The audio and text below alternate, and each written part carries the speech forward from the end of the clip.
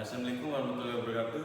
Di sini saya akan meminta bantu kepada rekan saya yang bernama Kusnur Ridho. Dikarenakan rekan saya satu kelompok saya dikarenakan masih sakit parah. Sini Ridho akan tanya saya dan saya akan menjawab.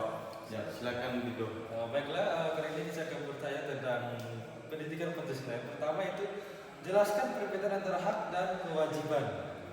Ya, oke, saya akan jawab. Hak artinya kepemilikan, kepunyaan, martabat atau segala sesuatu yang menjadi wewenang.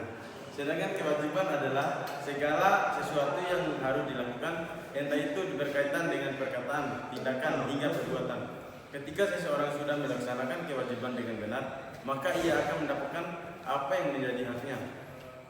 Yang kemudian, apa yang terjadi jika hak dan kewajiban tidak berjalan secara seimbang?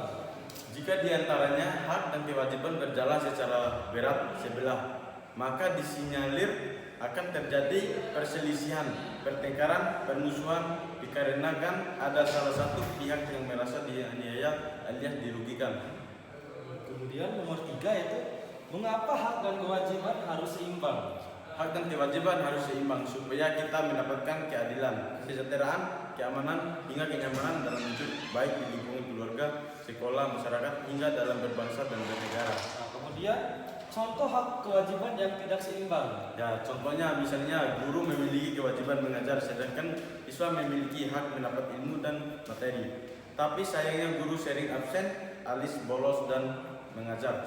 Contohnya, lain seorang konsumen membeli jeruk 5 kg seharga 100.000, namun penjual hanya membeli jeruk sebanyak 4 kg saja.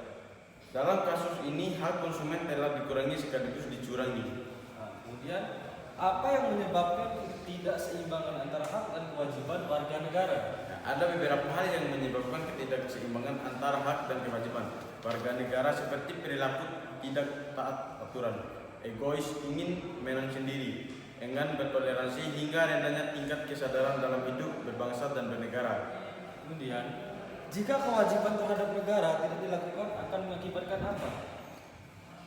Hal yang utama yang didapatkan ketika kewajiban terhadap negara tidak dilakukan ialah kita tidak akan menerima hak secara penuh. Hak tersebut mencakup hak atas pembangunan, hak atas pekerjaan yang pendidikan yang layak, hak atas keamanan, hak untuk mendapatkan perlindungan, hingga hak-hak lainnya. Sebagai seorang mahasiswa, apa pengaruhnya jika kita melaksanakan kewajiban dengan penuh tanggung jawab? Bila seorang pelajar melaksanakan kewajiban dengan penuh tanggung jawab, maka dirinya akan mendapatkan ilmu yang bermanfaat, keterampilan yang semakin terasa, suasana belajar yang nyaman, hingga meningkatkan prestasi yang signifikan. Kemudian, sikap apa sih yang menunjukkan kesadaran manusia untuk melakukan kewajiban tersebut?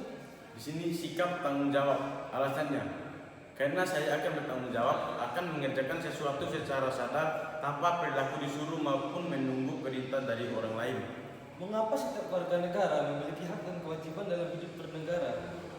Untuk mendapatkan berbagai hak tersebut, seperti hak hidup, hak untuk mendapat perlindungan, kesehatan, pekerjaan yang layak, pendidikan, dengan sebagai berikut. Setiap warga negara harus melaksanakan kewajiban terlebih dahulu. Kemudian yang terakhir, jelaskan apa hubungan antara hak dan kewajiban dengan pemanfaatan energi alternatif. Menikmati pemanfaatan energi alternatif dari air, biomasa, angin, hingga panas matahari adalah hak kita semua selaku warga negara.